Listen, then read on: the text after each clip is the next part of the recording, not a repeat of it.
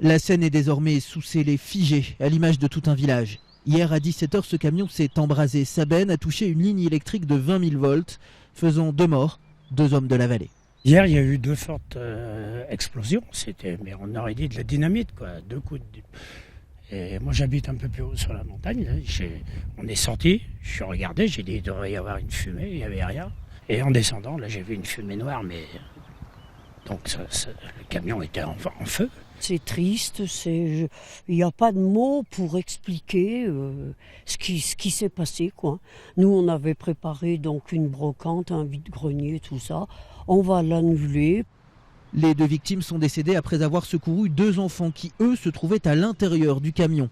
Un garçon de 5 ans, physiquement indemne, et une fillette de 4 ans souffrant de brûlures superficielles, transportée au CHU de Grenoble. Son pronostic vital n'est pas engagé. Ce qu'on sait, c'est que le camion qui était présent et la benne a heurté la ligne à haute tension de 20 000 volts.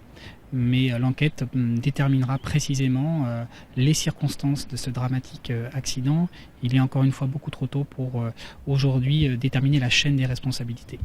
Les victimes et l'entreprise à laquelle appartient le camion ont été du village. Apparemment, plus que la recherche des responsabilités, c'est donc l'émotion qui prédomine aujourd'hui. Avec le monsieur le sous-préfet et certains des élus, on a souhaité venir quand même ce matin sur les lieux, ce qui nous a permis du coup de voir justement très bien monsieur Bougon, mon homologue de Solières, très éprouvé au J. Parce que lui a perdu un fils. Voilà. Donc c'est vrai que ça touche notre village, mais ça touche aussi tous les autres villages. Dans le village de 400 habitants, une cellule psychologique a été mise en place. Une enquête a été ouverte. Elle s'annonce longue, tant les questions sont nombreuses.